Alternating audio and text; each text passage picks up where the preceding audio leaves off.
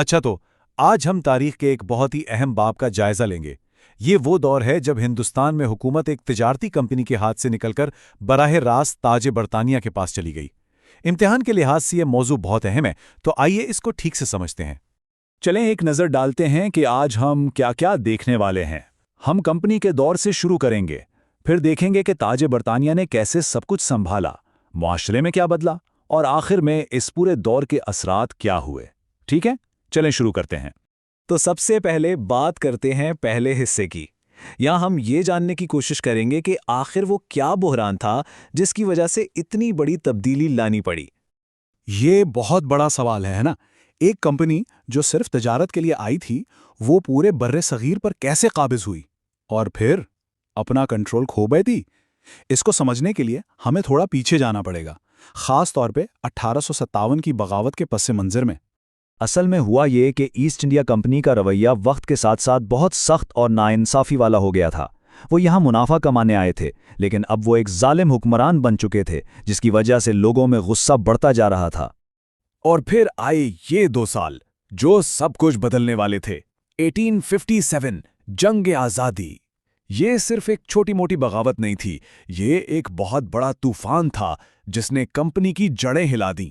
اور اس کے ٹھیک 1 سال بعد 1858 میں لندن میں بیٹھی برطانوی حکومت نے فیصلہ کر لیا کہ بس اب بہت ہو گیا، کمپنی سے ہندوستان کا انتظام نہیں سنبھالا جا رہا، اور اس طرح کمپنی راج ختم ہو گیا۔ تو کمپنی کے جانے کے بعد کیا ہوا؟ اب ہم آتے ہیں اپنے دوسرے حصے پر، جہاں سے حکمرانی کا ایک بالکل نیا دور شروع ہوتا ہے۔ یہ سال 1858، اسے اپنے ذہن میں بٹھا لیں۔ یہ وہ سال ہے جب ہندوستان کی حکمرانی باقاعدہ طور پر ایک تجارتی کمپنی سے نکل کر سیدھا تاج برطانیہ کے ہاتھ میں چلی گئی۔ یہ ایک بہت بڑی تاریخی تبدیلی تھی۔ اچھا، جب حکومت بدلی تو سب سے بڑا چیلنج کیا تھا؟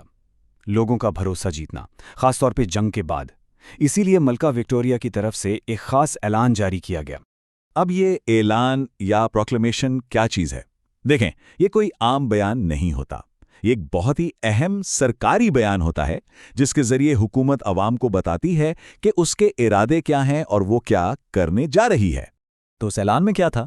اس میں بڑے بڑے وعدے کیے گئے تھے۔ کہا گیا کہ اب حکومت براہ راست برطانیہ سے چلے گی، ہندوستانیوں کو برابر کے حقوق دیے جائیں گے۔ سب سے اہم بات، مذہب میں کوئی مداخلت نہیں ہوگی، جو مقامی راجے مہاراجے تھے ان کی عزت اور زمینوں کا احترام کیا جائے گا، اور سرکاری نوکریاں سب کے لیے کھلی ہوں گی، لیکن صرف قابلیت کی بنیاد پر۔ مقصد صاف تھا، لوگوں کو یہ یقین دلانا کہ یہ نئی حکومت کمپنی کی حکومت سے بہتر ہے۔ حکومت کی تبدیلی کے علاوہ معاشرے کے اندر بھی بہت کچھ بدل رہا تھا۔ چلیں اب ان سماجی اصلاحات پر بات کرتے ہیں جو اس دور میں ہوئیں۔ اس دور میں کچھ بہت بڑی سماجی برائیوں کے خلاف قانون سازی کی گئی، جیسے ستی کی رسم جس میں بیواؤں کو زندہ جلا دیا جاتا تھا، اس پر پابندی لگی۔ نوزائیدہ بچیوں کو مارنے کا رواج ختم کیا گیا، اور بیواؤں کی دوسری شادی کو قانونی اور سماجی طور پر قبول کروانے کی کوشش کی گئی۔ ساتھ ہی جدید تعلیم پر بھی زور دیا گیا، نئے اسکول اور کالج کھولے گئے۔ ہاں، اور یہ بات یاد رکھنا بہت ضروری ہے کہ یہ اصلاحات صرف انگریزوں کا کمال نہیں تھیں۔ دراصل راجا رام موہن رائے جیسے ہندوستان کے اپنے عظیم سماجی رہنما تھے جو ان تبدیلیوں کے لیے طویل عرصے سے لڑ رہے تھے۔ انہوں نے ہی برطانوی حکومت پر دباؤ ڈالا کہ وہ ایسے قانون بنائے۔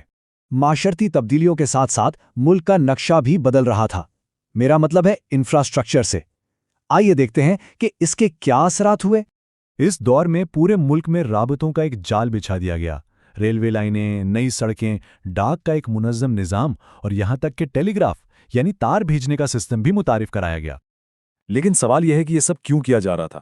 دیکھیں، اس کے 2 پہلو تھے۔ ایک طرف اس سے انگریزوں کو بہت فائدہ تھا، وہ اپنی فوجیں تیزی سے ایک جگہ سے دوسری جگہ بھیج سکتے تھے اور ہندوستان کا خام مال جلدی سے بندرگاہوں تک پہنچا کر انگلینڈ بھیج سکتے تھے۔ لیکن اس کا دوسرا پہلو بھی تھا، عام لوگوں کو بھی اس سے فائدہ ہوا۔ سفر آسان اور سستا ہو گیا، خط اور خبریں تیزی سے پہنچنے لگیں اور تجارت کے نئے راستے کھل گئے۔ چلیں اب آخر میں دیکھتے ہیں کہ اس پورے دور کی میراث کیا ہے، اس کے دور رس نتائج کیا نکلے۔ یہ ایک حقیقت ہے کہ اس دور میں جو ریلوے، سڑکیں اور مواصلاتی نظام بنایا گیا وہ آج بھی ہمارے کام آ رہا ہے۔ اس نے ہندوستان کے الگ الگ علاقوں کو ایک دوسرے سے جوڑا اور ایک طرح سے ایک متحدہ ہندوستان کی بنیاد رکھی۔ تو اس چارٹ میں ہم دیکھ سکتے ہیں کہ اس دور کی دین کیا ہے۔ معاشی ترقی کی بنیاد پڑی، قومی اتحاد کو فروغ ملا اور ریلوے اور ڈاک جیسے شعبوں میں مستقل نوکریاں پیدا ہوئیں جن کا ڈھانچہ آج تک قائم ہے۔ اور آخر میں یہ ایک سوال ہے جس پر غور کرنا چاہیے، یہ جو کچھ بھی کیا گیا، یہ انفراسٹرکچر، یہ اصلاحات، کیا یہ واقعی ترقی کے لیے تھا یا یہ سب کچھ بر صغیر پر اپنا کنٹرول مزید پکا کرنے کا ایک ذریعہ تھا؟ اس کا کوئی سیدھا جواب نہیں ہے، اور یہی تاریخ کی خوبصورتی ہے۔ امتحان میں اس نقطے پر ضرور سوچیں۔